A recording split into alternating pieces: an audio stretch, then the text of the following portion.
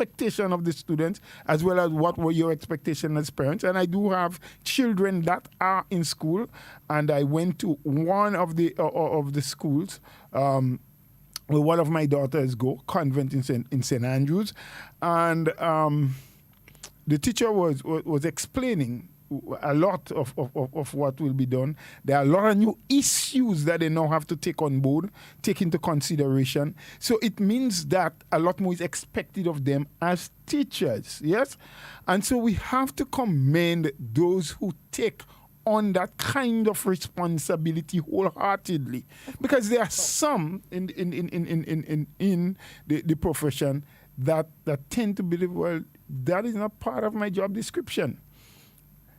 But of course, times are different. And so I just appeal to those who are not so inclined to want to do those things to understand that it is not normal times. Yeah. But I do want to make mention, Mr. Bola, as well, as an educator myself, that there is really no job description when it comes to teaching.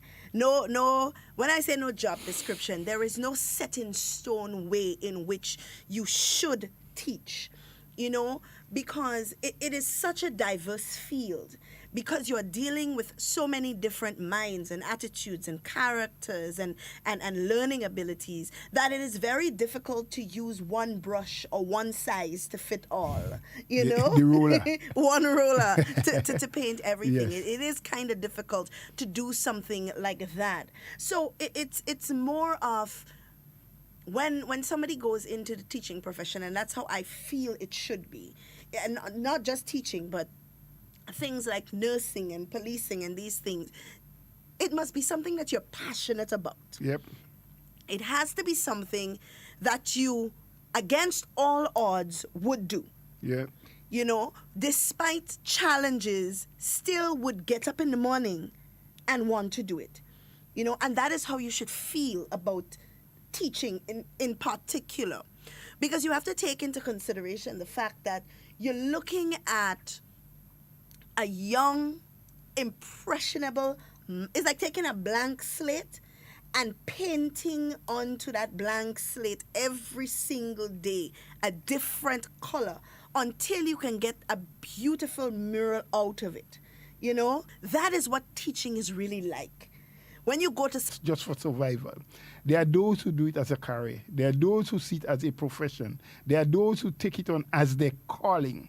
Because teachers have a very, very important role to play in that they are the shapers of our young minds. Yes. They are the ones that will assist and has the greatest role in steering our young people in the direction that they should go so that they can become a positive element of society. Absolutely. Right?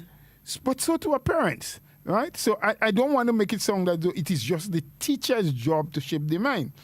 But children at school age, as you say, young and impressionable minds, spend more contact hours, as we say, with their teachers than even their parents. Of course. So the teachers will have the greatest influence. And so whether you are in it just because you're doing that for a while, for survival, until you can move on to the next area of your life or whatever your passion may be, always remember at the back of your head, whatever you do, it's going to, because they tell you children live what they learn. So whatever you do and in whatever way you teach them and pass on information to them, it will help to shape and build a character. Absolutely. Right?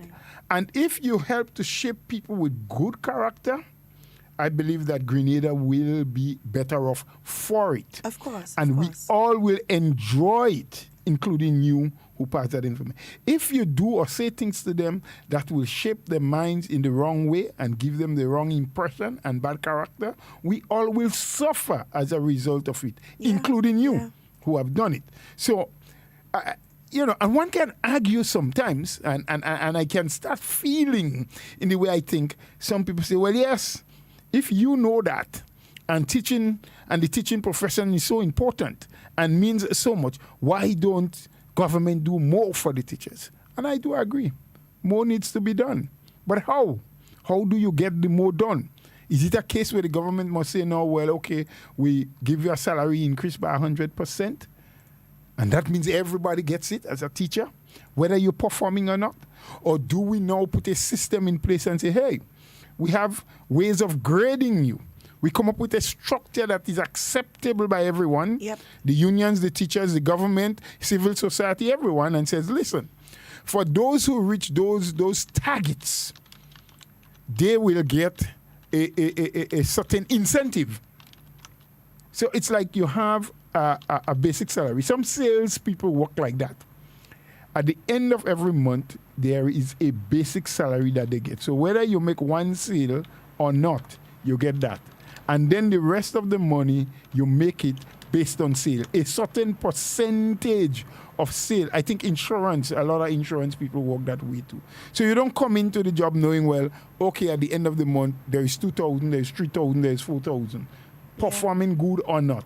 But they may say, basically, if once you're in the job, once you're hired, you get 1,200. Yeah. But if you do X amount of sale, or for every sale you make, there is a 1%, a 2%. I don't know. I'm just throwing out figures here, and don't say what Mr. Bola says 1% or 2% I'm supposed to get when I make a sale. I don't want no insurance. People go start fighting with the bosses and say, well, you give me 0.75. I hear Mr. Bola say on that. No, I'm just throwing out a number, please. Whatever you negotiate, that's what you get. Yeah. But for every sale you make, based on the size of the sale, you know who works like that? Not just insurance, but a good example, custom brokers. Right. That's the people who prepare the documentation to clear your goods and so from the customs division. They work on a percentage of what is called the CIF. Mm-hmm. And what is the CIF? C is the acronym for cost, I for insurance, F is for freight. So they can ask you, and you hear those terms, and I'm just explaining it so that people understand a little better. When an item is imported into the country, there is what is called the FOB charge or the CIF charge. What is the FOB charge? Freight off board. F freight O off board. Meaning, I pay $5,000 for this car in Japan because we have a lot of used car coming in. 5,000 US is what I pay for the car, right? That is my FOB charge. That's what I pay the person who I purchased from.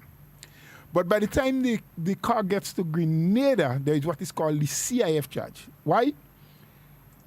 The transportation, the vessel, the boat that brings that car from Japan to Miami or wherever, and then from Miami to Grenada, or you have a direct link straight from Japan to Grenada, will charge freight. That's the cost of transporting it. That's how you refer to it. By airlines and by boats, you call it freight. Mm-hmm. You know, here we say we pay the bus. It's like you pay your freight. You try as a passenger, you travel from Sotez to St. George's, you pay. Likewise, when the boat takes your item from Japan to Grenada, you have to pay, but it's referred to as freight.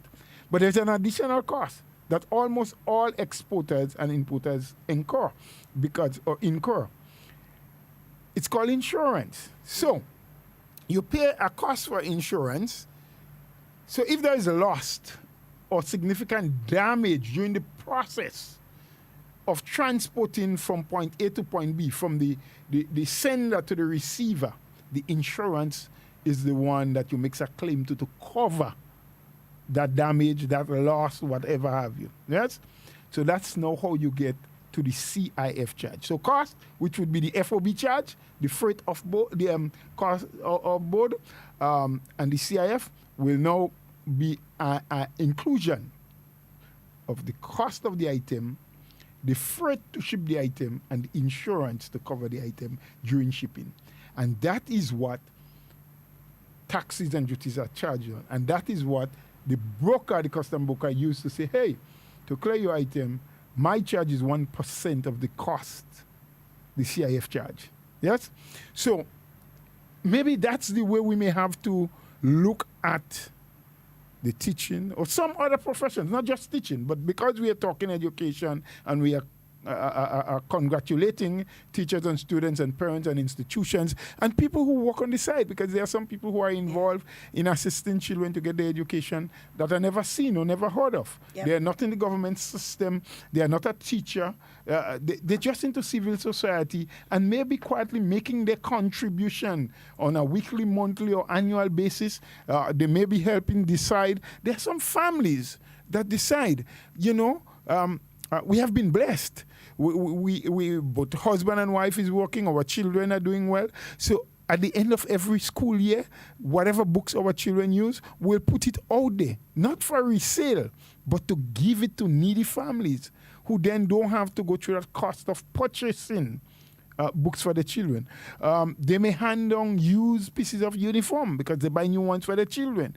And some go beyond that and say, look, my daughter or my son or my two children are in class with another child whom they said, don't ever come to school with lunch, and you investigate and recognize that the family, the parents, are not in a position to provide a meal daily for the child to go to school. And you may say, in packing lunch, let me put that extra container to give it to that child. And that happens, eh? I know it happens. I've done it several times. I know it happens. And you also have to account for the child who comes to class and prefers to eat your lunch instead of the lunch that their mother packed for them. All of that happens. There are some people who contribute to pay a bus to transport that child on a daily basis. So there are a lot of people at the end of the day who sometimes goes unnoticed, whom we refer to in other terms as our unsung heroes.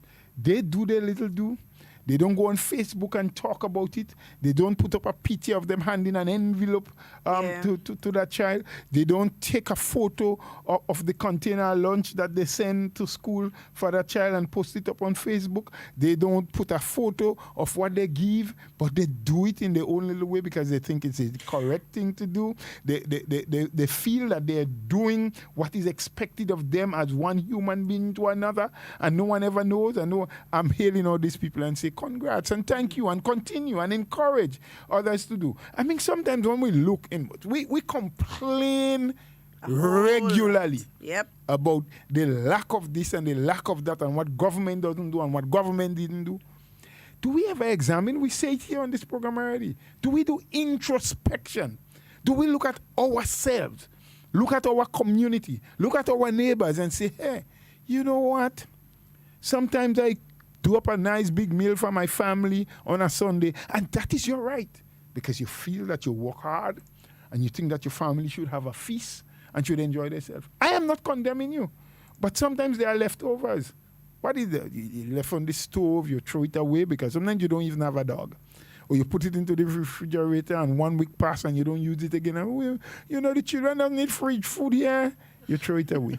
Do we ever consider that if we wrap this thing up properly and give it to a neighbor, and we have to be careful. I mean, I'm making the point. I think it should be done, and more of us should be doing it.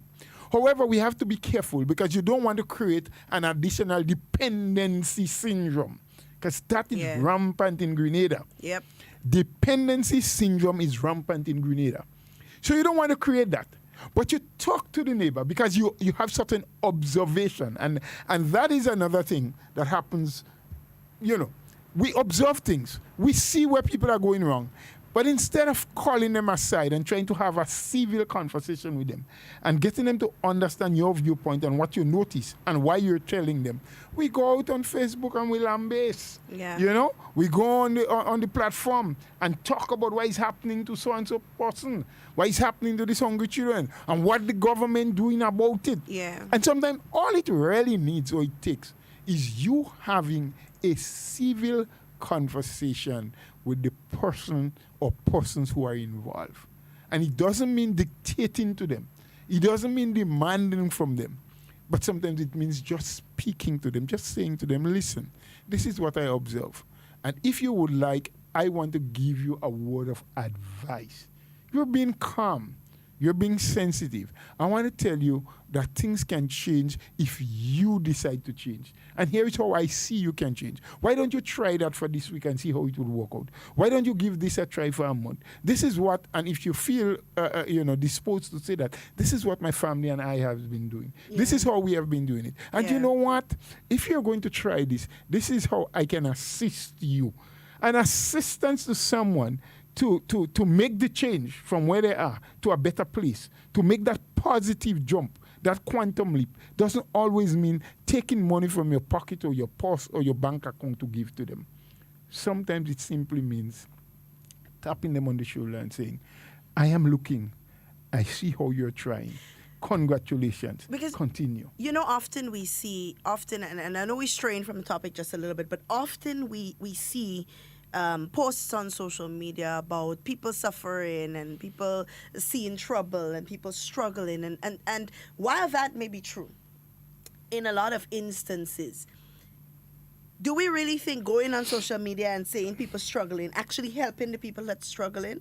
But it depends on what you're going on social media for. Because there are a lot of people, they put posts on social media and they identify people who need help, identify areas in which other people can help them. And that is fine. But then there are others who just decide they're going on social media and they're talking about people seeing trouble, things hard in Grenada, we struggling, and these kinds of things. Right, and they show pictures that depict what they're saying. But is it to help the individual? Are they doing it because they want to highlight that's the true question. The thing for another reason?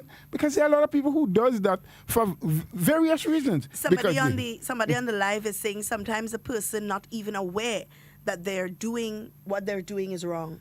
That is so true. And that's why we're saying, we want to commend and congratulate the people who are conscious-minded enough that are assisting in various ways. Because assistance doesn't always mean dollars and cents, or dropping a bag of grocery, or making sure that you buy 2 sheets of galvanized to help them. And sometimes these are the things that are needed. Yeah. But there are so many people that are struggling to know the difference between what is good or what is correct for them to do and what not. And struggling and people seeing trouble too. It doesn't always have to be the fact that they're not employed, so they have no money to buy food. It doesn't always have to be the fact that, well, government is looking at these people, so that's why they're seeing trouble. It's not necessarily that. It's sometimes, as you said, they just need someone to say to them or give them an idea on how they can start to sustain themselves. Because sometimes we think that giving somebody a helping hand is the best way to go. And then you find next month you have to give that same person another helping hand. Well, that's not a helping hand. And the month after you're giving them a next helping hand. No. Because they keep coming back to you. Out. It's a handout. They're not looking for ways in which they can elevate themselves or take themselves. And we spoke about that here already, generational poverty. Yes.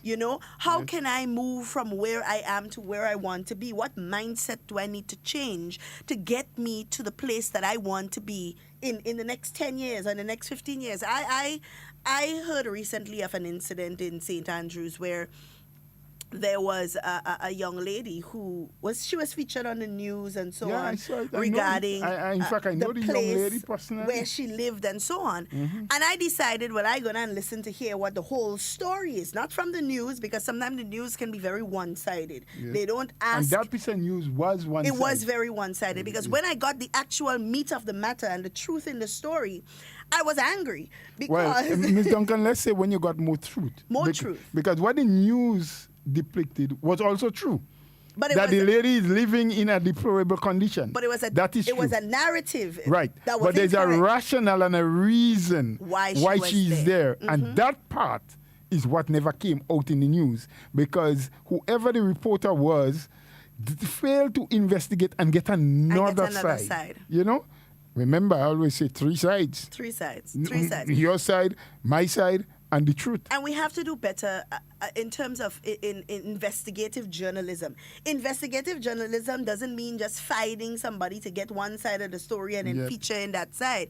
It's building a story surrounding an issue. So you have to get both sides of the issue in order to identify what the real cause is. I prefer you say to get all sides. All sides, because it's not two, you say. You say it's always three sides. Sometimes it's more than three, depending on the circumstances. Depending on the circumstances. You're so right. But we have to do better in terms of what we allow people to see.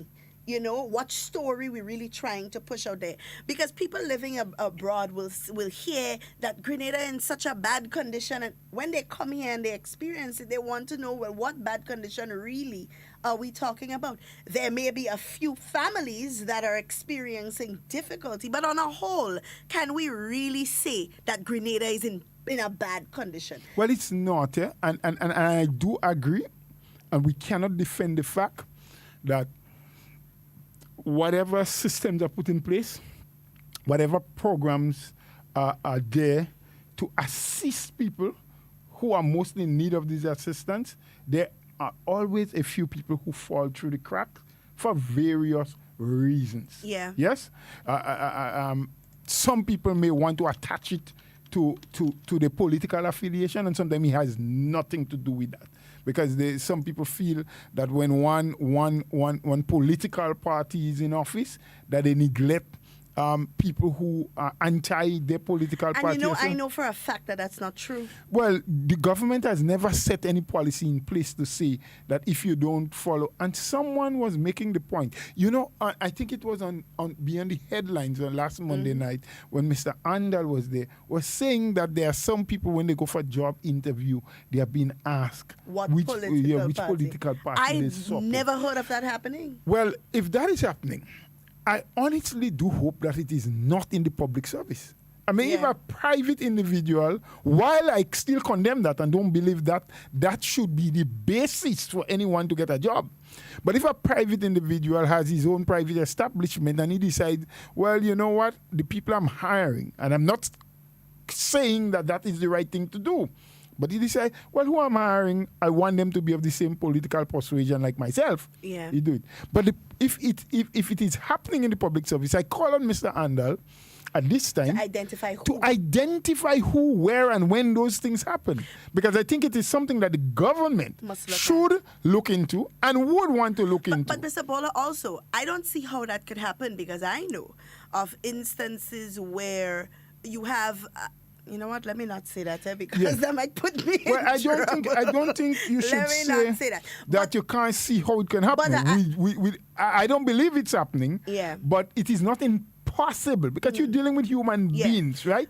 And a particular individual may decide to do something totally contrary to the regulations, the rules, the philosophy of what government have, right?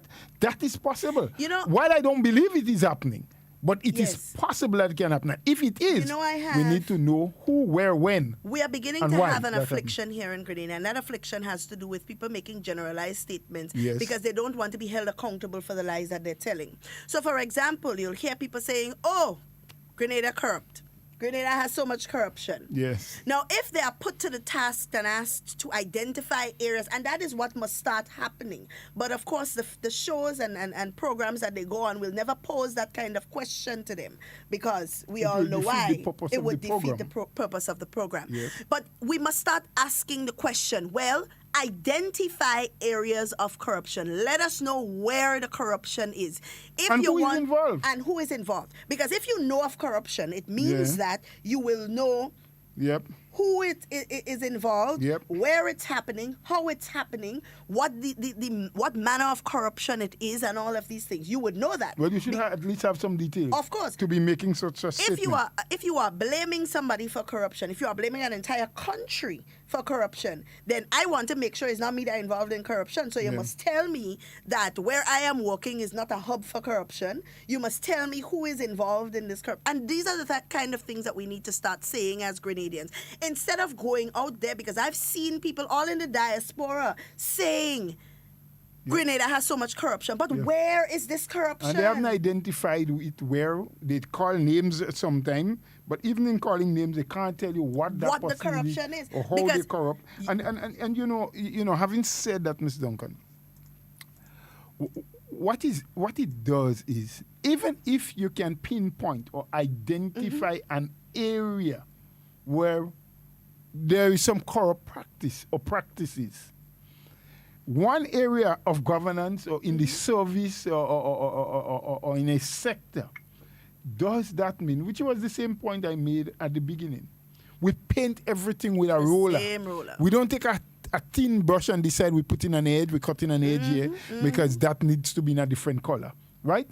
It's a similar thing to the police. But policemen are so wicked, and it's all policemen. In fact, you may always find a few who goes contrary to the teachings that they were given and the regulations. Like there's a joke sometimes people give. They said there was this police officer very early one morning in the traffic, and was about to make an arrest, for some minor offense, traffic offense.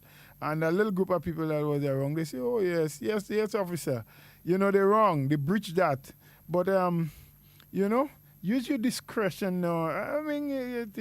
And he responded by saying, let me let all you know, this morning they only give me orders on my book, They never give me discretion.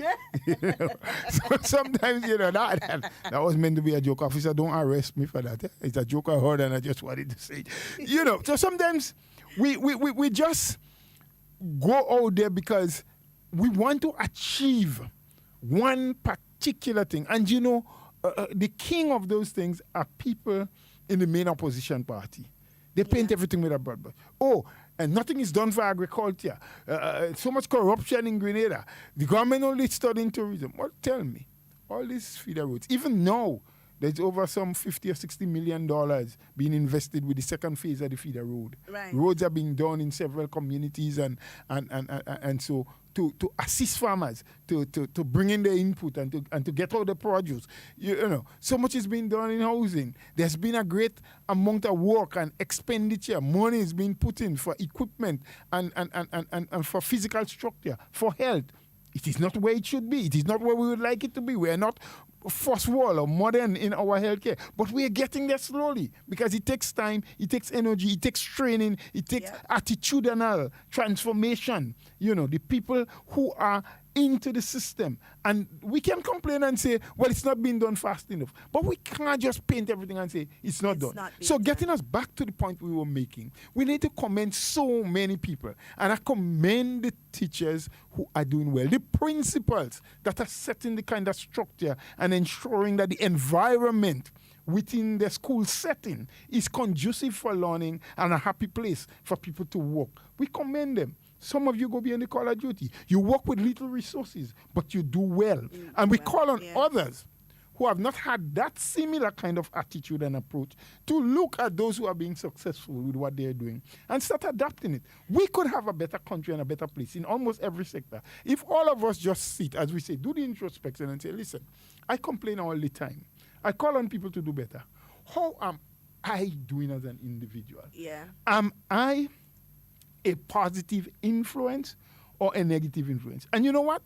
There are some among us that we are so negative in everything we do and say that even if we are in an environment where there are 10 of us, 9 people are making the effort. Rather than we tap them on the shoulder and commend them and say we're doing well, we tell them, you happy? Yes, Papa, me, I ain't doing one thing to make these people and them look good. Or to do. So instead of bringing a little positivity and encouragement to those who are trying, we bring negativity and push negative energy for every opportunity we get.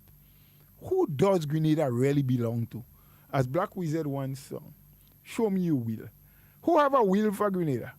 Who did they will Grenada to? Grenada belongs to all of us who call and consider ourselves as Grenadians. Whether you were born here or not.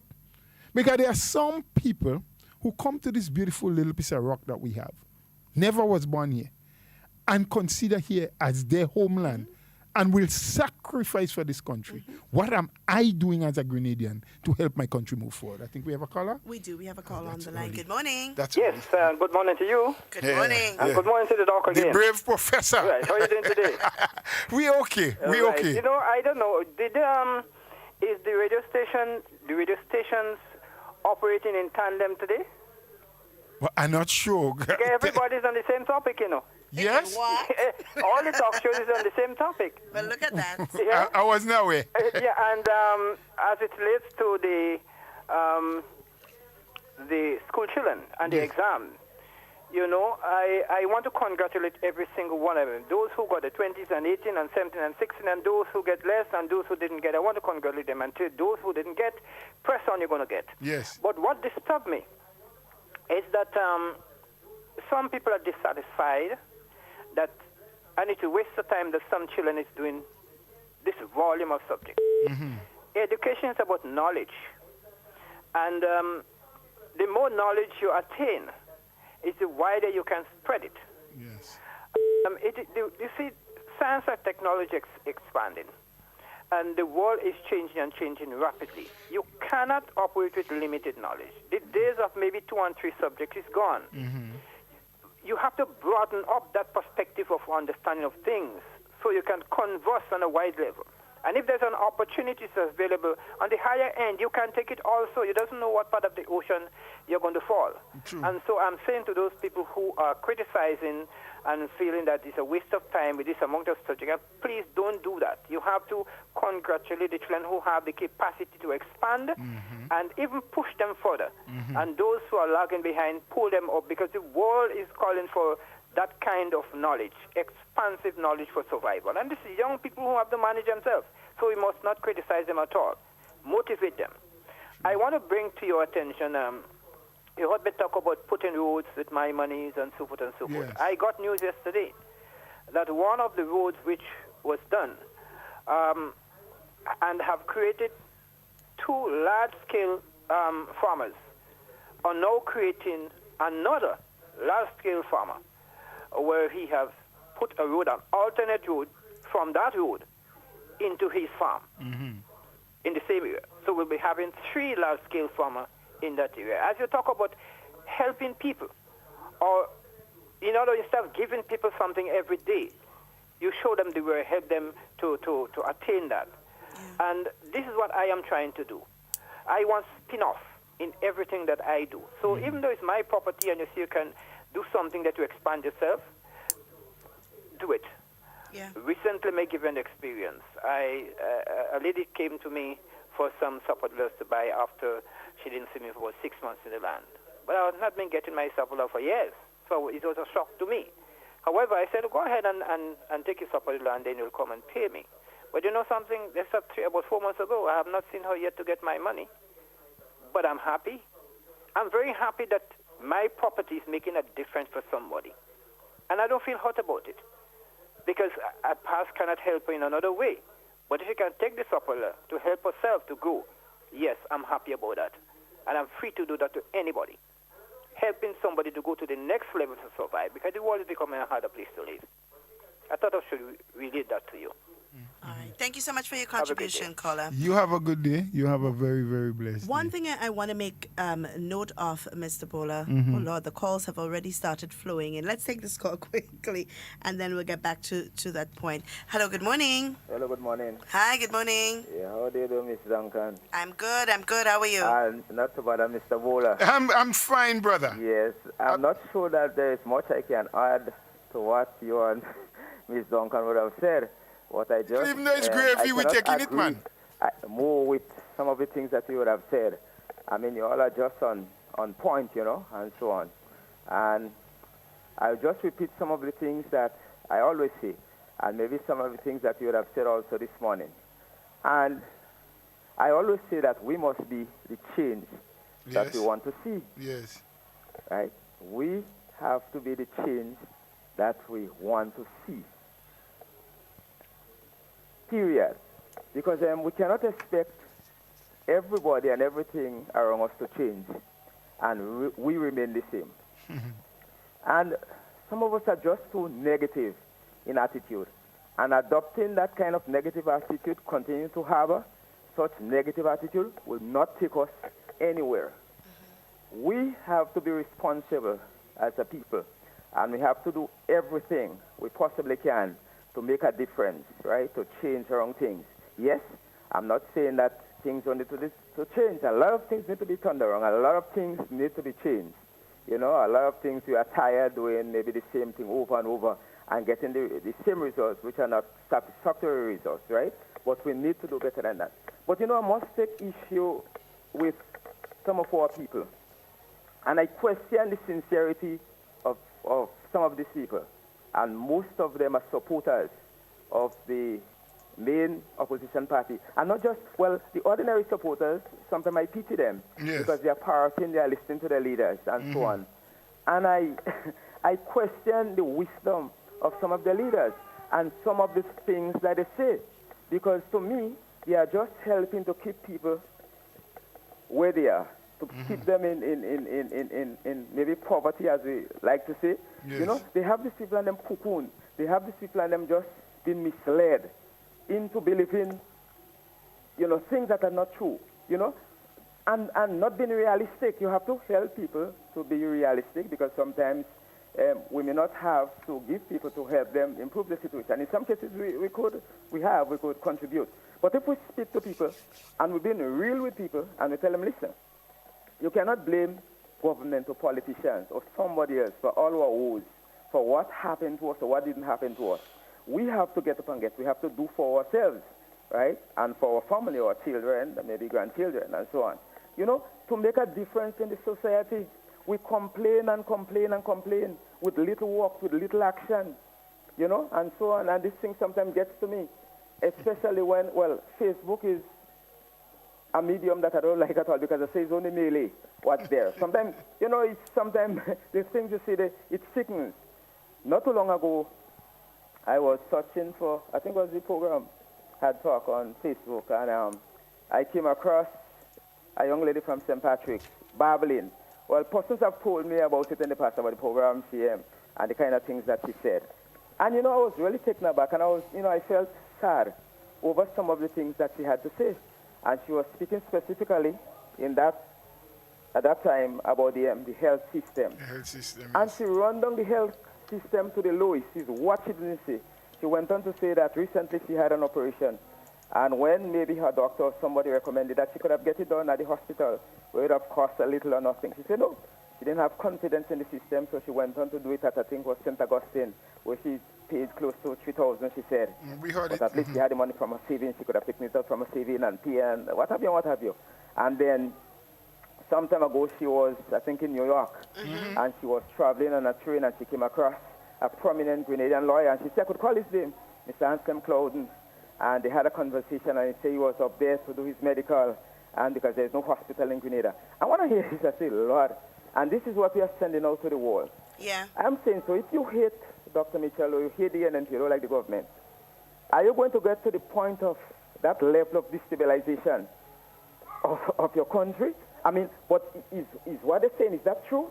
That there is no hospital in Grenada? There is no, medical facilities here? There is no medical services here?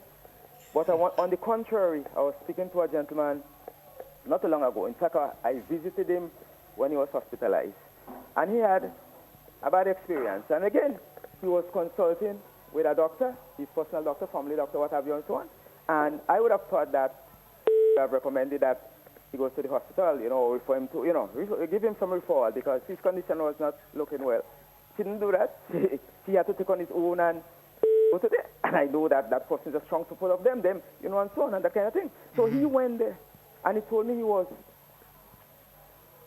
he's a realistic person, and he's a person who is abreast with current affairs. So I don't think that he was pleasantly surprised. But he told me that he could not have expected better, that he was well treated, he was well taken care of. He only had to pay for one of the x-rays. And I'm not sure if he could have been done at the hospital or he had to go outside of the hospital to get it done. But all other expenses, he didn't have to... You didn't have to spend a dollar. Thank God he didn't have the money, and he was not asked to pay for those services. So how could one, in our sincerity, well-meaning would be going out and saying that there's no hospital in Grenada, there's no medical services, and there's no this and no that and the other. But my question is, if these people happen to take power by magic, by a miracle, because you never know what will happen in life, how would they go up? And that is why they cannot go up, and they would have had the opportunity on 2 occasions, and they will not be able to go on, because when you tell people what you're telling people now, what you're saying to them now, are you going to work magic to provide all the services to them and to provide those services free to them? I mean, Lord help us. Because I say to our people that if we are making demands on politicians, because remember, the politicians or the MPs, the people who we would have elected to the parliament to represent us, to govern the country, and even if they would have come to us making promises, as people like to say, or committing or saying that, okay, they will be able to do, they go try to do certain things and so on and so forth. But we don't expect monies to come out from the pocket. So monies could either come through loans, and we have a very narrow tax base in Grenada, or through loans or through grants, or, remittances more or less would go to individuals and so on. But the monies, the financial resources have to come from somewhere. From taxes? That's the reality? From taxes? Right? Hello? Yeah, we're hearing you. Yes, from taxes. That's the reality. So if we want all the services that we're asking for, we should be prepared to contribute something towards that, because that's the only way it will be possible, except we get a godfather from somewhere to provide us with those things. But we'll have to be prepared to pay. And as we know, what we are paying for the services at the hospital, sometimes to us, some might say, oh, that's expensive, or that costs so much. But if you have to do it privately, if you have to do it at a private facility, it costs you so much more. So we still get all those things that are subsidized, and price, rate, So we should appreciate what we have. But we have to do more as medical personnel, maybe doctors, nurses, orderlies, and other ancillary workers. All of us, as individuals, patients, everybody have to do more, right? Because if we understand the health system, and because sometimes we unduly put pressure on the health system, Yeah. Because some people, for example, who are supposed to be on medication, who are supposed to be taking medication to improve their health, sometimes some of the medication are made impossible to them. They are given to them through the government facilities. Sometimes they'll have to buy. But sometimes they have the medication and they are not taking the medication or not taking it on time. Quite true. Or sometimes some people are given special diet and they don't observe anything. They don't follow anything. Yep. So they put additional pressure on the system. It's already pressured. So, and then we go around making all sorts of allegations, all kinds of complaints, maligning people, vilifying people, making people look at you the worst. But in ignoring that the damage sometimes that they do to the very country, yes, you might want to destroy a man. You might want to burn down a church to roast a corn. Yeah. But you might roast the corn. But the church that you might be burning is the country. Yep. Yeah. You might end up roasting the country, but the whole country is already gone too. What I heard on the headlines, he just alluded to it, but he said it in the past, and then was not yesterday, Tuesday morning, I heard the NDC PRO was repeating it, that opportunities are being provided only to NNP supporters. Well, I don't know how she could verify that. I don't know how. I wanted to come with the evidence with that. But not only that, she went on to say, as the caretaker for St. Patrick's West, Joseph Handel said in time past, that people were asked to take a photo of the ID of the ballot. Imagine that I knew, and think others would know as well, that you are not allowed to go into the polling booth with your phone. But who would want to, even though you were allowed to go in, would you want to take a photo of your ballot to bring it to a politician or any? I mean, but that is the extent to which these people would spread propaganda and mislead people, and deceive people. That's the extent to which they would go. When I hear that, I say, Lord, I mean, could that be true? Is that true? And that kind of behavior. My appeal to us is that we have a responsibility to ourselves and to our family and to our country. We should complain less and we should do more. Too much old talk, too many majors in minors, and we've seen very little action. Everybody overnight turn an export and want to advise. Fine, I have not much problem with that. But what do we get out of that? We want to see action. More, actions speak louder than words. Yep. And just empty babbling and partying all over the place, trying to give people the impression that they could do better or they are the solution.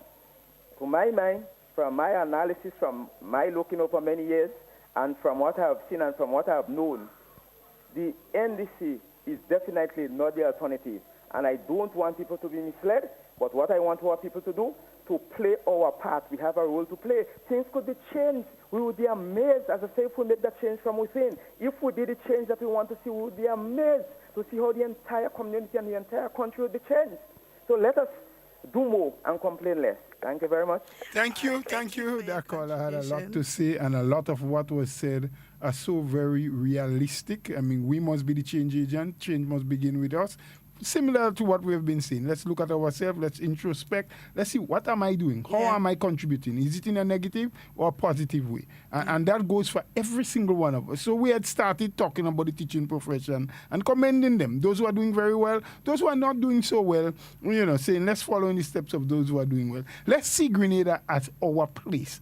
It's always about the government and this and the government and that and Kit Mitchell and this and Kit Mitchell and that. Yeah.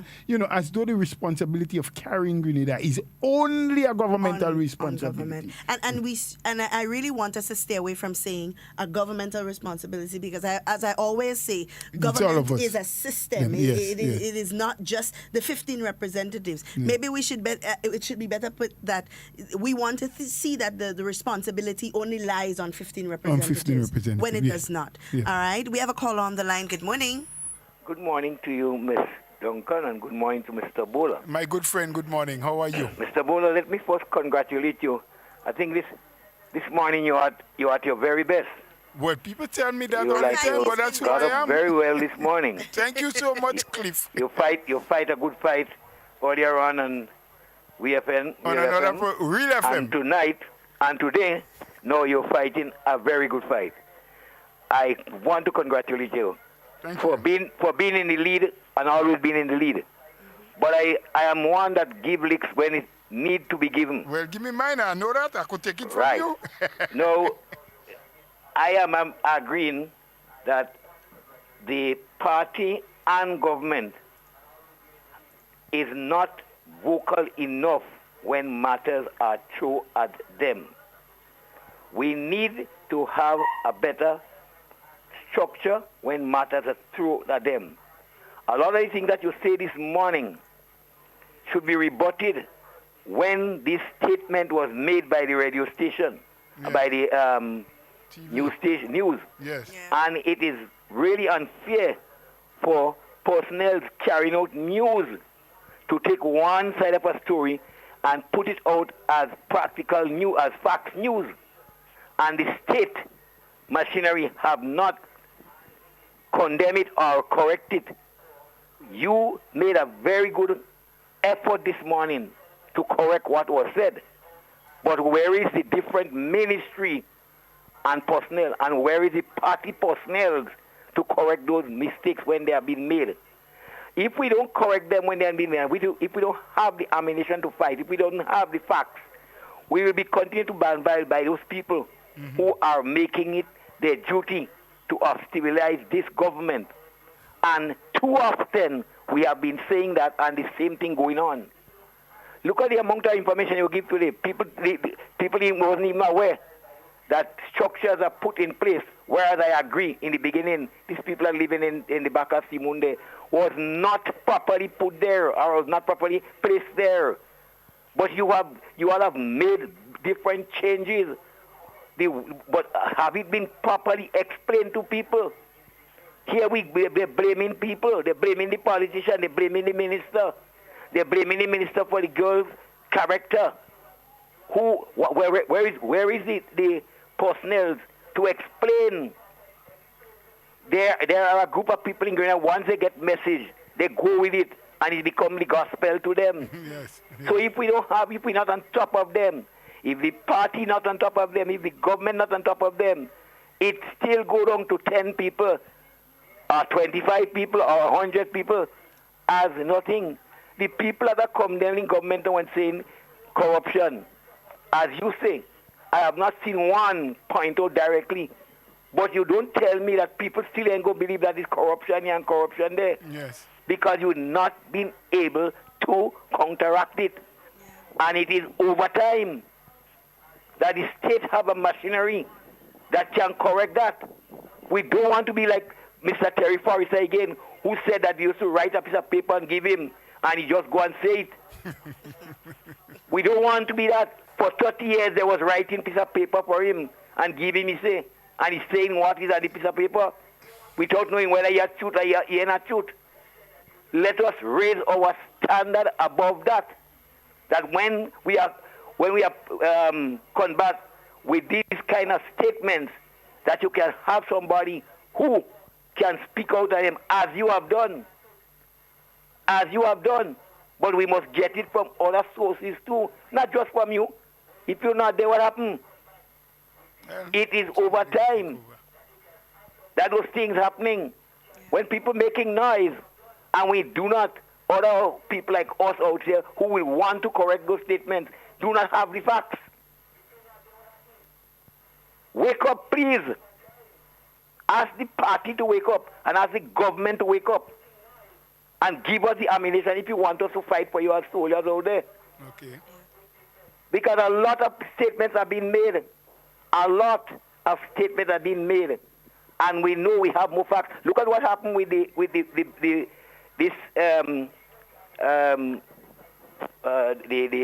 NDC. Give the impression that they have start the ball to roll and cannabis in Grenada. Yeah. They have started the ball to roll and marijuana. Whereas you have facts there to prove that the Prime Minister, the fact that he said not under his watch, he came back and said, if it is a matter to be dealt with, we will go into it. He set a committee up.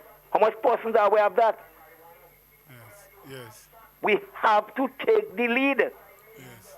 The state operators must take the lead. We are in leading right now. Take the lead. Don't give them a chance to get the lead. Yes.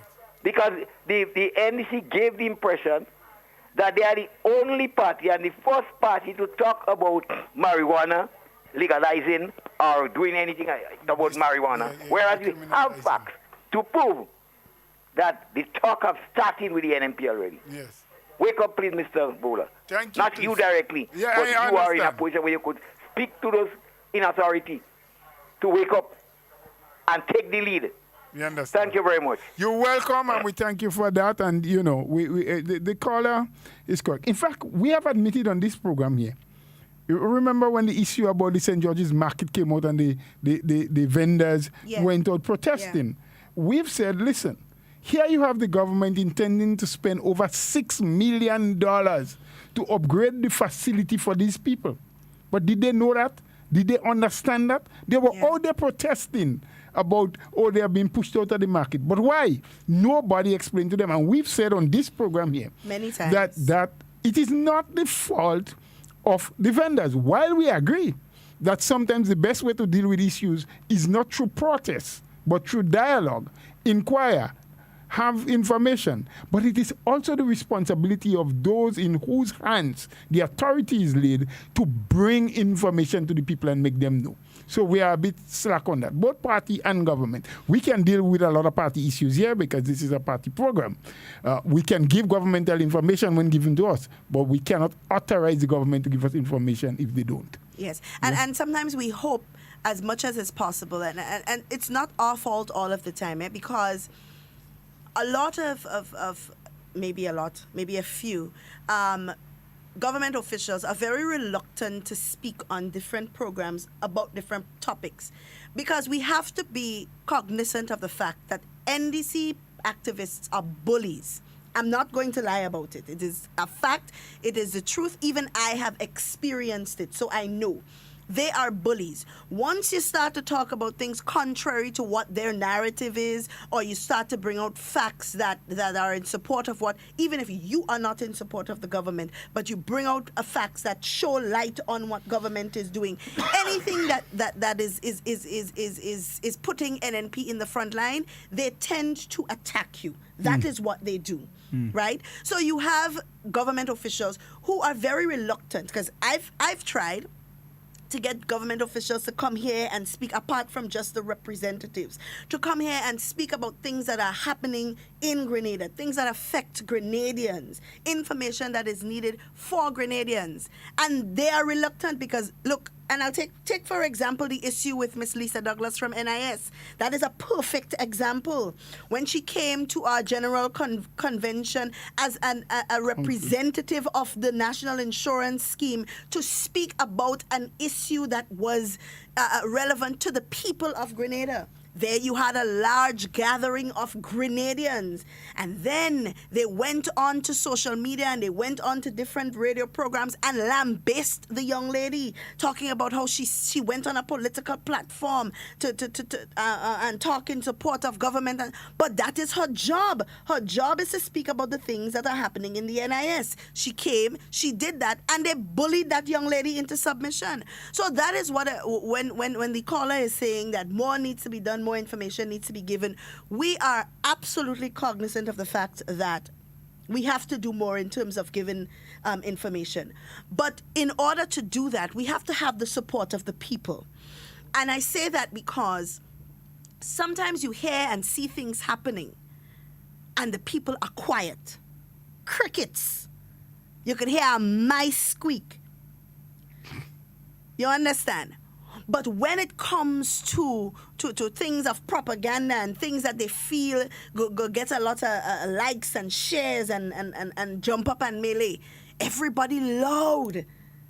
You understand? Yep. So we have to change that mindset and we have to change that narrative. And I'm not afraid to say it. They are bullies. Just listen to the activist that is on the radio. The amount of disrespect and name calling and nonsense. Just the other day, he spoke about bringing in Taiwanese flags to harass the Chinese. I mean, these are the kind of things that we have these people saying. And these kind of actions, they don't just hurt the NNP, you know. They hurt the people, you and me, NDC supporters, GULP supporters, GUM supporters, STAR supporters. Everybody gets hurt in the process. You understand? So it's like they're walking on your backs to get to power so that they could defend you. It doesn't work like that. We have to do better. We have a call on the line. Good morning. Good morning, Ms. Duncan. Good morning, Mr. Bola. Good morning, sir. Yeah, just listen to your program when I can, because in between I'm getting calls and, you know. Yes. I just wanted to say that I endorse what the last two callers have said, particularly the last one, and to do with, you know, I think NNP has to do a little better at promoting themselves and defending themselves. Yes. Because, yes, they do it, and a lot of it comes through you all and through GIS. Mm-hmm. But unfortunately, I think a lot of the people who need to hear the message are not always the audience on those occasions. Yes, you're correct. I want to say I was very happy to on Monday night with the jobs that both Chris Diali and Peter David did there. Yes. Defending some of the nonsense that is being put out, and especially that was being pushed by Mr. Andal. the NDC man. Yeah, Mr. Andal. His name, no, Andal, yeah.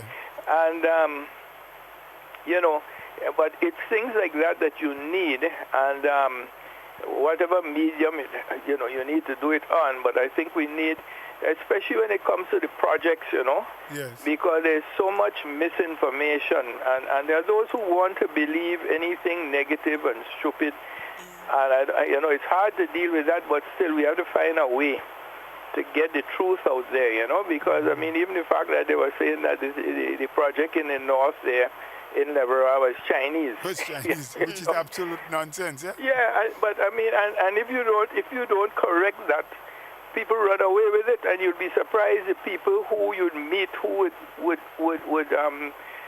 say these things, and you wonder, well, I mean, this is an intelligent person. Maybe somebody works at a bank. You know, people who are. I mean, you don't expect that kind of thing from, but they get things and they run with it because that is the narrative they want to push out there. Mm-hmm. And but we have to find some way to fight that, because you know, you don't really want all this untruth going around.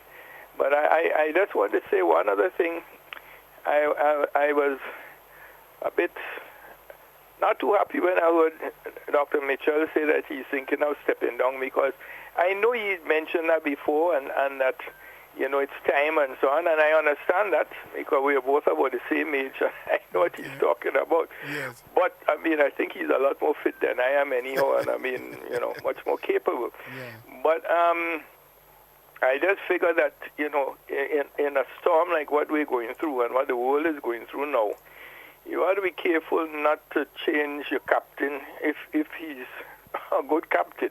Yes. Yeah. And because you're not sure, you know, if the younger captain, as much as he or they, I want to say he because it could be a she, their abilities and so on, still, that experience that comes, that you can't get from a book and you can't get it from school. It comes with just being on the job a long time. Mm-hmm. I'm just a bit worried that it's not going to be there. And, you know, but I understand why he's doing that, and I just pray that, you know, because we have been through, one thing I always said why I always admired him is that I remember there was some time, and this was way back in maybe early 90s, when Grenada was going through a very difficult stage as well. But it was through his positivity and, you know, and the way he would speak to us as a nation that made me feel that we were going to get out of it. And we did. Yes. And we did. And you know, the thing, I think that's what he has over the other leaders that try, that he's a very positive person and also he's a very fit person, because I think when it comes to leadership, he's way out there both physically and mentally, as way above most of the others, you know. So anyhow, I just wanted to add my piece, and I won't be long this morning. So thanks a lot. I'll continue listening when I can. Thank you so very much. We appreciate that. You know, that caller was really on point. Very good. You know, we have to sometimes give credit where credit is due. And I mean, so much credit is due to Dr. Mitchell. He has a team. He has other ministers around him. You have technical people in the ministries. But of course, he's the leader. He's the one that sets the pace. And he has always been able. I mean, let's go back from the inception of he being in politics, he becoming prime minister of this country. We have had 3 or 4 events that was catastrophic. We have had 3 or 4 events that call for real strong leadership. We talk Hurricane Ivan, we talk Hurricane Emily, we talk Hurricane NDC when they was there. Now we have a pandemic. And he has always been able to bring positive energy and positive vibes. Yeah. He has always been able to assure our people that we can do it. And that is why sometime before we said, listen, we have seen it happen. It is the 3rd time that this new national party has been in government with all 15 seats. All the parliamentary representation, well, not right now because Brother Tobias has gone his own way. So we say 14 plus 1, right? No one can stand and say, look, at any particular time, 15 seats in the parliament, that you have ostracized people, that you went there and be very dictatorial, that you have taken away rights and liberty from people, right? There are some things that we may say, you know, borders on the point where we feel that the NNP has been strong-handed.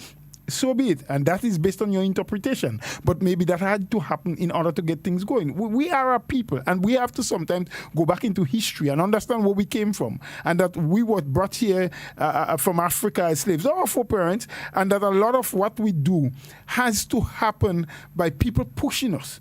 Bob Marley sang a song, emancipate yourself from mental slavery. So our hands are no longer changed, but mentally, we still believe in this kind of massa kind of thing. We look up to the people to come over us with a big stick to get us to work. I've been and had the opportunity to be to Taiwan, to be to China, and some of these Asian countries, and you look at the way people approach their work, right?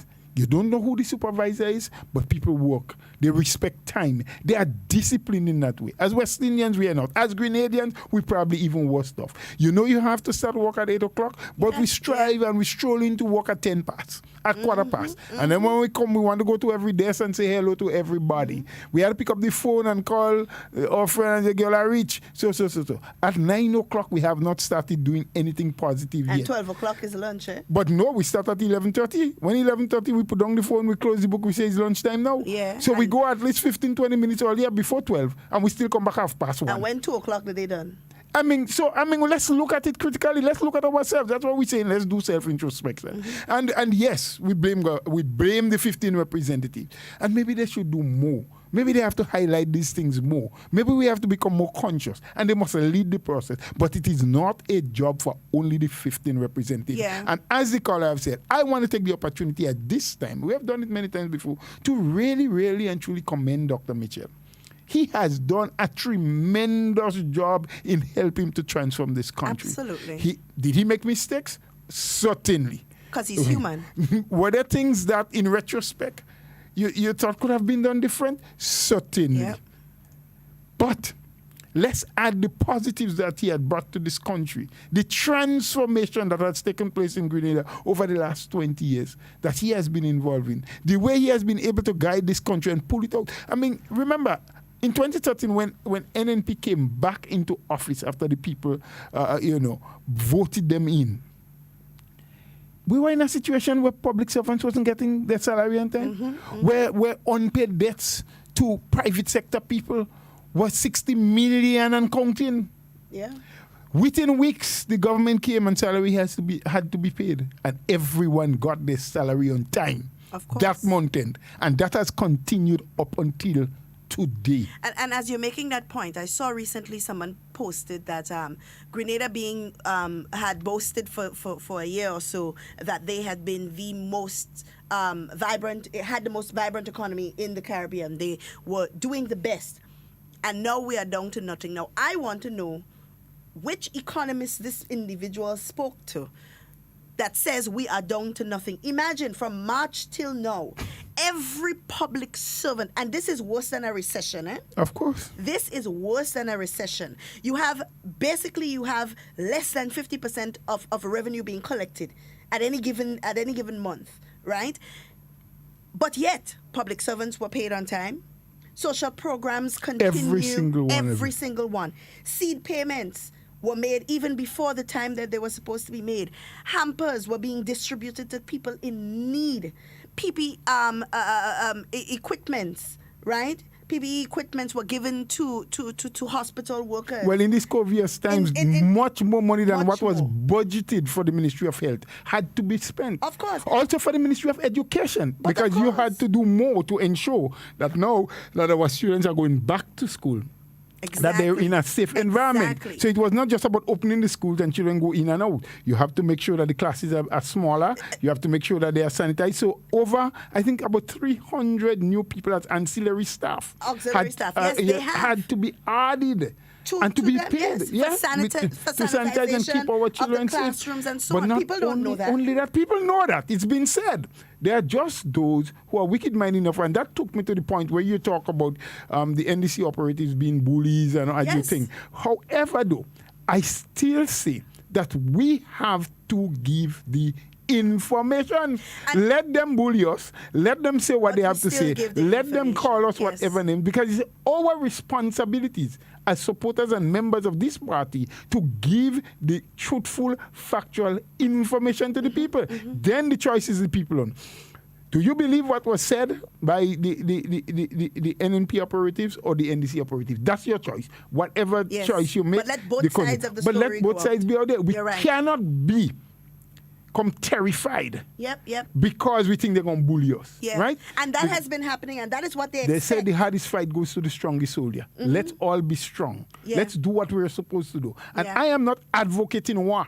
I am not advocating confrontation, because even during the time when I was a parliamentary representative, I always said to the people who was out there in the field talking to people and encouraging people on my behalf, that anytime you recognize a conversation is becoming confrontational, step away. Walk away, yeah. Walk away. Yeah. And I will continue on that when we take that call. After we take this call. Hello, good morning. Good morning, Ms. Duncan. Good morning. And good night to you, Mr. Buller. Well, good evening. Just one question before you start. One question. What does happen to you when you have to call Miss Duncan name? I find like you just be taking a deep breath. You have to swallow something. You have to take a tablet before you say good morning to her? Well, you see, Miss Duncan is an extra special person. Okay. I accept that. Yes. So you have to get extra special force or energy to call her name. Well, you could say so. Okay, all right. Well, I said it already. So But that's still an understatement. Wow. Anyhow, I was looking at this program with Junior George and Mr. Andal and so. Well, my question is, if someone is a citizen of Grenada, what is the problem if when election comes around, he or she votes? To me, Mr. Andal takes issue with that. Then I'm hearing that you cannot be a citizen by investment as an investor, CIB. You can be a participant in the CIB and vote, which to me is not making any sense because you are a citizen of the country. So I think every citizen should have a right to vote. But let me hear you. Yeah, it is true that the law that governs the CBI program does have that inclusion in it. Yes? If you're a citizen by descent, meaning that your parents or foreparents are Grenadians, then you are accepted.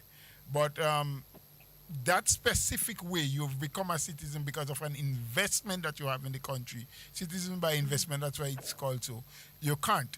Over time, I believe though, if these people start living in Grenada, because there is also, while Mr. Andal is saying, oh, well, the Constitution say what? That is true. But you also have a law that governs the electoral process. It's called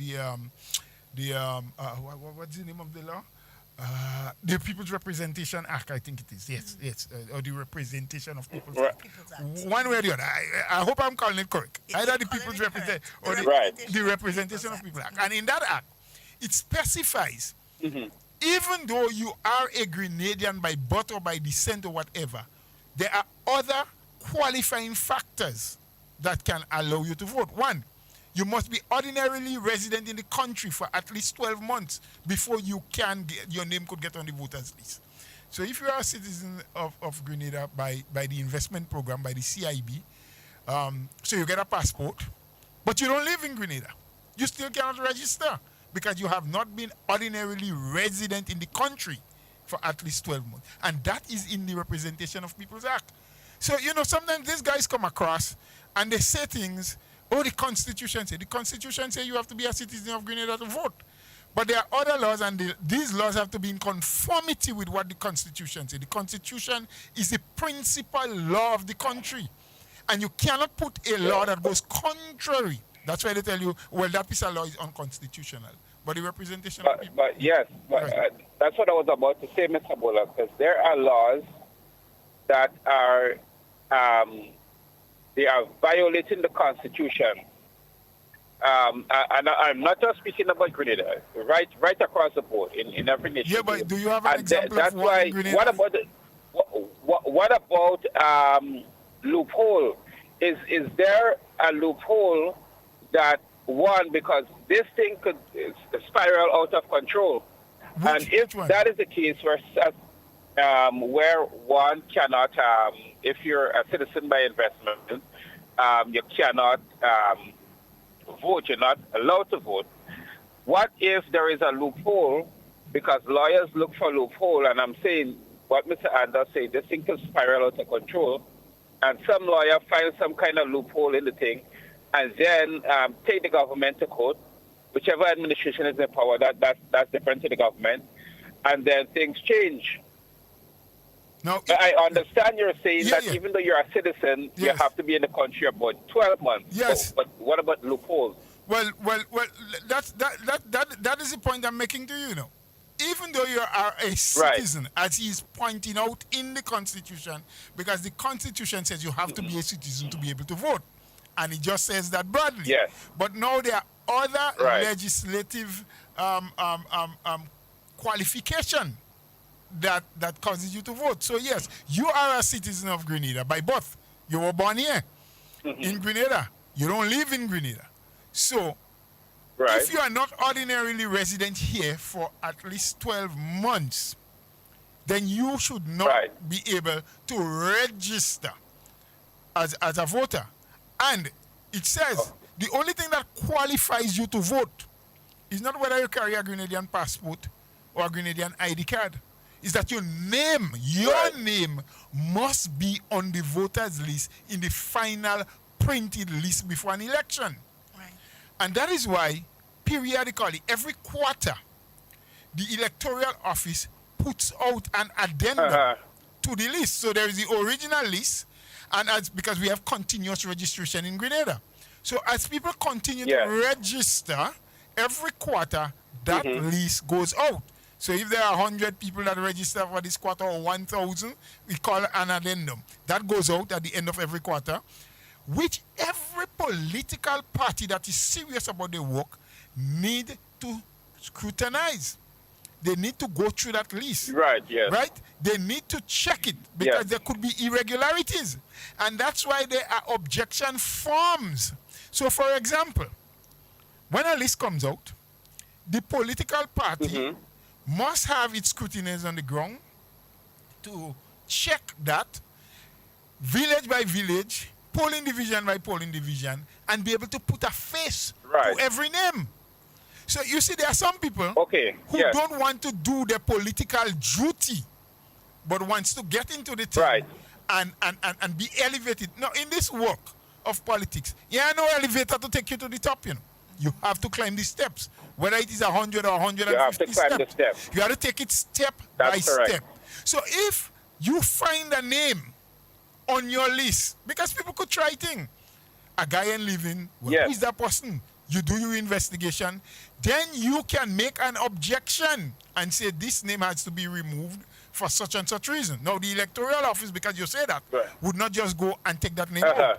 They will cause an investigation to happen to verify if what you're saying is the truth. And over a period of time, once they get the verification, they can remove. But they would also inform the person, the person that you're saying needs to be removed, they will inform them. So I'm saying that there are so many other processes that you have to go through, that even though you are a citizen by investment, if you don't satisfy all of these other things, you still would not be able to vote. If you're getting my point. But I think the most important, yes, I get in your point, but I think what the most important thing that should be focused on is not citizenship by investment, but you might have persons who might have committed a crime for whatever reason. And I think if you commit certain crimes, then you're not able to vote.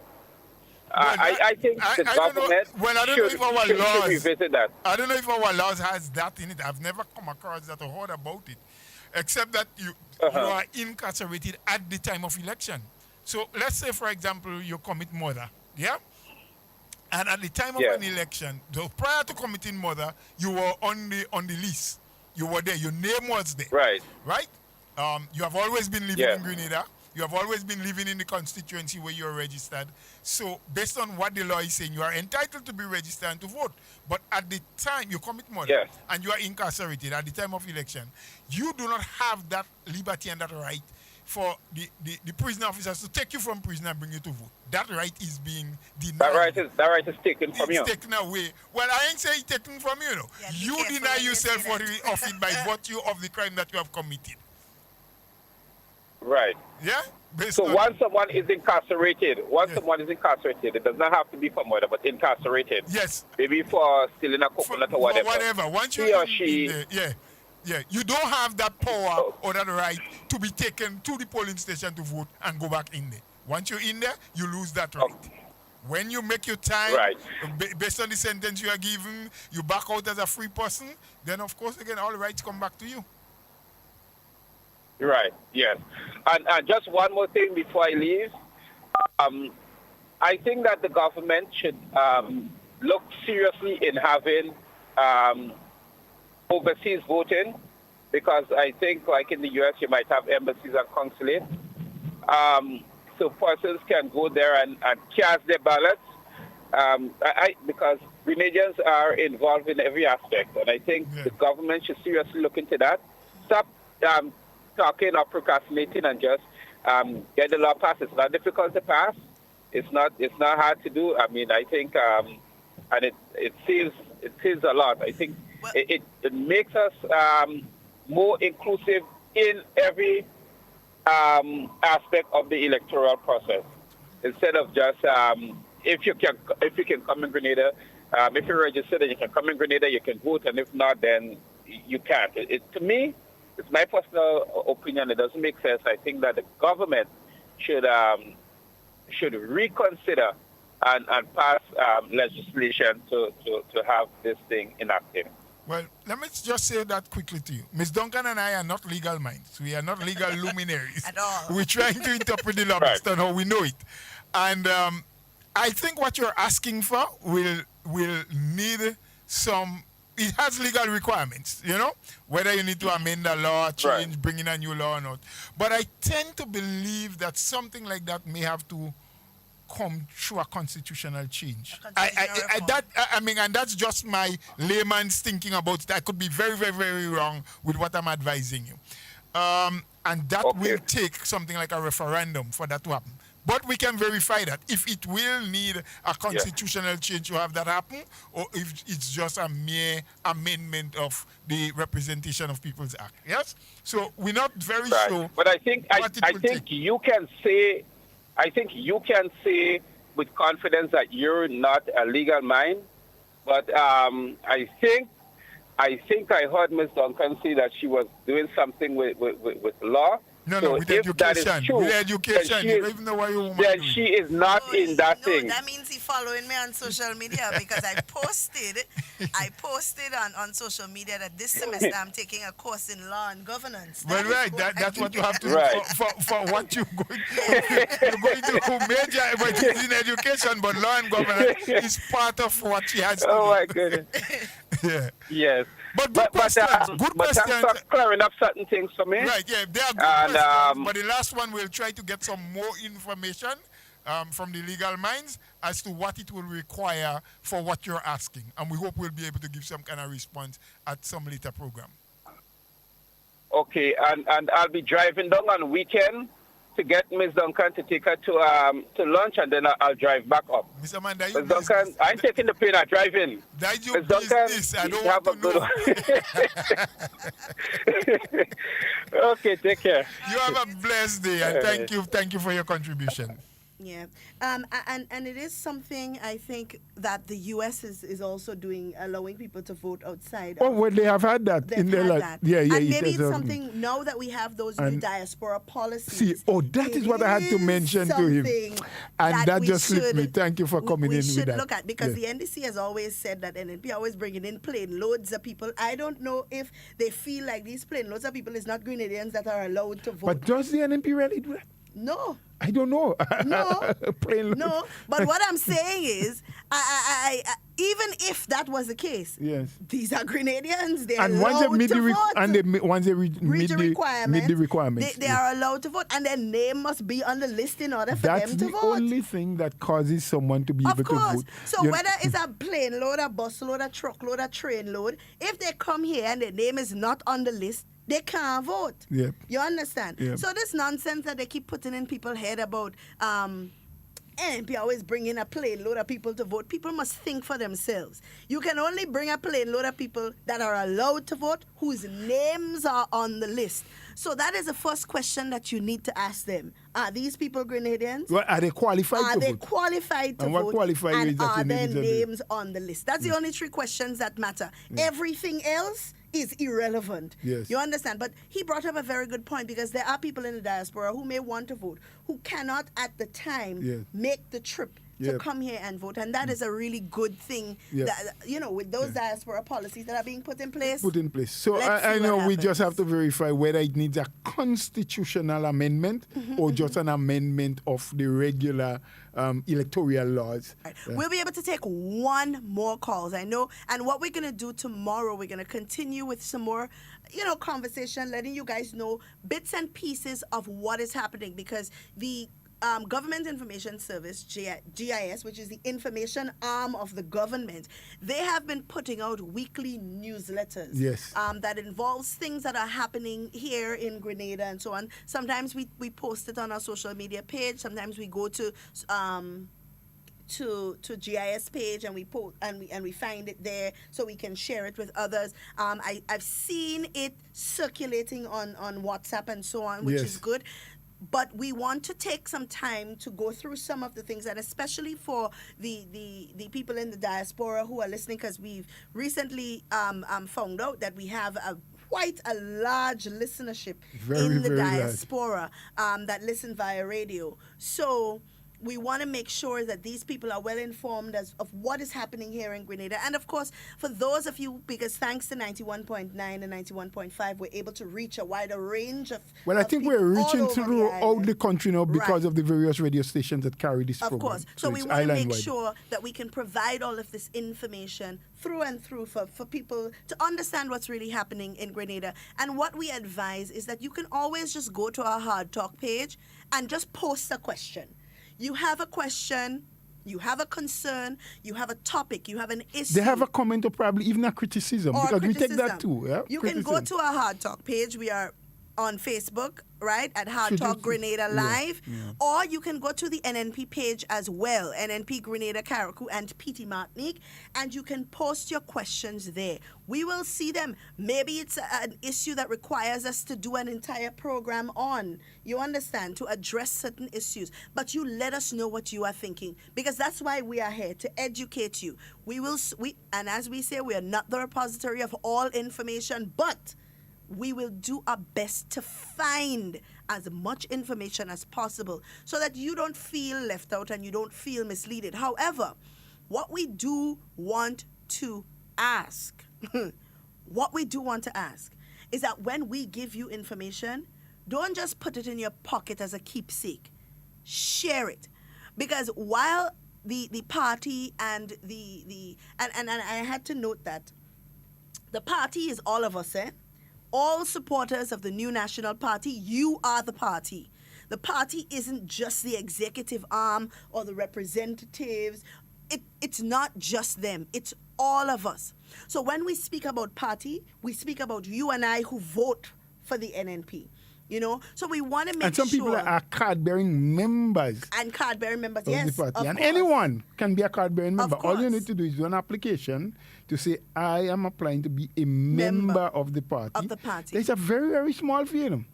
$5 to become a member. To become a and member. then you do your subscription of $5 per month. Yeah, and we want to encourage you, when you get that information, don't keep it in your pocket. Share it with others. You know, sometimes I hear people talking about things or rumors that they're hearing, and I say, no, this is not true. Look, this is a fact, you know, and share, because we often here on the program give you ammunition. We give you facts to work with. We don't just come here and say, well, that is not true, and leave it at that. We always give you facts that you can utilize in your conversations. And as Mr. Bola said, one thing that the NDC will always do is keep you in a negative conversation so that you can't share positive information with somebody else. So once you find you're in a conversation too long and you ain't going nowhere with that conversation, maybe it's time to abort the mission and share information with somebody else. We have a caller. Well, our last caller for the morning. quickly. Let's take it quickly. Hello, good morning. I just want to ask one question. Have you, any of you two goodly people in there, ever heard of the Grenada Land Actors? Yes, I've seen them. Okay, so let me come off the the call. I have seen them circulating on social media, putting out information regarding the Lavera project and Lavera Mount Hartman Lasages. They have been asking for transparency in these projects and talking about how the lands are being taken away from animal habitats, and agricultural land is being stolen for investment, and all of that. One thing that I do have to say, at any given time, when you buy a piece of land, whatever piece of land that you buy, you have to tear down a tree. You have to grade the environment. Well, you may want to. You may want, well, unless you want to build a house in the tree. No, you don't. You don't really have to. Let's be very frank. You don't always have to. But you would want It may to. become necessary depending on what you want to do. what you want to build and how close to nature. And we all should want to preserve nature. And I've said what we really need is the balance. The balance. However, let me just quickly say, because we're running out of time. Yeah? Mm-hmm. The point is, some people, we have to also question why they do certain things. It is okay to ask. It is okay to make demands. It is okay to criticize anything, right? But are you doing that because you really want to see certain policies in place? Grenada is yet to do a land use policy. Something has started. There are bits and pieces, fragments of this and that. But the time has come and maybe passed for us to really pull it together and think. But a lot of what the people are saying, and a lot of the lands are privately owned. But even in a setting where you own lands privately, if there is a policy and not just a land use policy, but also there's something called a zoning policy, where you can zone the country out and say, look, lands in that particular area in this parish is designated for agriculture, for recreational, for business purposes. You know, you zone it. Yeah. We are very small and limited in land space and everything we do. However, though, we also have to balance that with the need for investments for job creation. Yeah. Because the very people who sometimes condemn, oh, well, you take the land to do this, and we should use it for that instead, and we should preserve it for that and the other, are the same people who turn around and say, but there's nothing here for the young people. Yep. These are the same people who say, well, what sense in make children getting 10 and 12 subjects, getting distinction and getting what, and there are no opportunities for them. No, you have to create the opportunities. And we don't believe that the hotel sector is the only place. But bringing in the hotels people and developing that sector would also give an opportunity for agriculture and for manufacturing to develop. Take, for instance, I have 1 minute to finish say that. Yes, 1 minute. People believe that there is an increase in the production of agricultural goods at this moment or during COVID time. Absolutely not. If ever there's an increase, maybe by 0.5 or by 1%. But you're seeing so much more products on the market simply because tourism is down. Yeah. All the hotels are closed, so they're not purchasing. School of medicine is closed, they're not purchasing. Yeah. Our population as it is now, based on our thinking and the preference for foreign as opposed to locally produced goods, do not support the agricultural sector in terms of buying the products as good as we should. Absolutely. So a lot of what we produce here is being consumed by the tourists that comes in. So the more tourists that's in, the more agricultural produce will sell. So there must be a balance. There must be a balance. I do agree. So you can question, but question for the right purposes, and let's put things in perspective. Let's have this discussion another time. Thank you for all who participated. Thank you for your questions. Thank you for your comments. Continue to listen to us on HARDTALK as we try our best to bring you valuable, truthful, factual information. Have an enjoyable and a tremendous Thursday that I hope will end up terrific. Last night was back in times. Tonight is... Guys, it's always a pleasure being here with you. As we say here every day, in whatever you say and whatever you do, be safe and be secure. We always want to be talking with you, but we don't ever want to be talking about you. Please do enjoy the remainder of your day and stay tuned for the National Report. Enjoy your day, guys. As we say here every day, examined on Wednesday during a national stakeholders consultation on Budget 2021. The consultation, which was held via Zoom, zeroed in on critical areas like agriculture. Dr. the Right Honorable Keith Mitchell stressed the importance of economic transformation to revitalize the economy. We are now in the process of carefully reopening our economy. This is critical given the continued spread of the virus in some countries in the region and in our main tourist source markets. We have to be extremely careful to prevent the virus from once again reaching our shores. As I had one recently, the reason we have to be so careful, if we have a serious increase in infection ever again and we have to lock down, the ability to cushion the economic impact on our workers would not be available. And that's why I keep warning and hoping that we continue to observe all the protocols and to stay the course. It is important, therefore, at this point that we strike the right balance between opening up to support economic recovery and employment and ensuring that we continue to safeguard the health of our people. The consultation, which attracted more than 200 persons, included a presentation by Ms. Siobhan Britton, Senior Planning Officer in the Ministry of Finance. Compared to the first half of 2019, we collected 9.2% less revenue than in 2019. In terms of tax revenue, we collected 312 million, as opposed to last year at that time when we collected 361 million. However, non-tax revenue, we collected 9.5% more for the first half of 2020 than we did in 2019, and also more grants, 19.7% more grants. However, if we compare that to what we actually budgeted for 2020, we budgeted that we will collect $489.8 million, but in the first half of 2020, actual collections was $385.8 million, which is 21.2% less than we had anticipated. Tax revenue, 12.4% less. Grants was 61.9% less than we budgeted at the beginning of 2020. Continuing the news, the government of Grenada advises that buses and taxis are now authorized to operate at their insurable limits, but operators must comply with the recommended health and safety measures. We get more in this Chris-Ann Mitchell report. Restrictions have been in place on the number of persons being transported in such vehicles as part of government's health and safety measures to help curb the spread of COVID-19.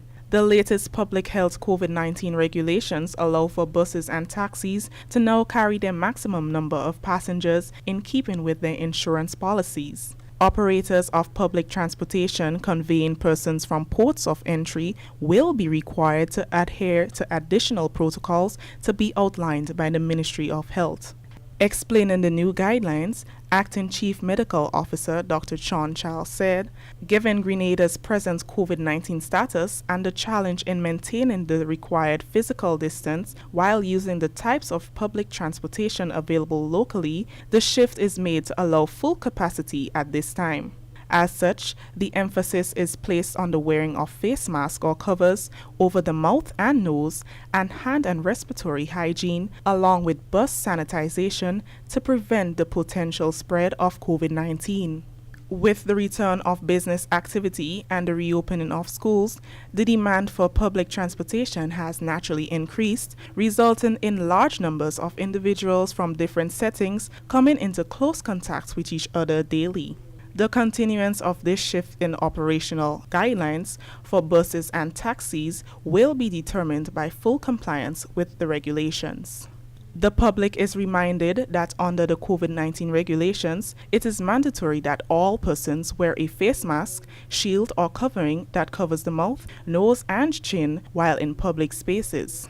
Bus and taxi drivers, conductors and passengers must adhere to the stipulation of wearing a face mask or other appropriate face covering while in the bus terminal and throughout the duration of the journey. Further, official operating bus terminal facilities can deny entry to a person not wearing proper face covering. Hand sanitization also remains mandatory. Persons failing to comply with the regulations can face penalties as prescribed under the law. Lack of compliance can result in summary conviction and a fine not exceeding $500. Alternatively, a person committing an offense can opt for a fixed penalty of $350. For the National Report, I am Chris-Ann Mitchell. Thank you, Chris-Ann. This is the National Report. The news will continue after the break. The house was shaking.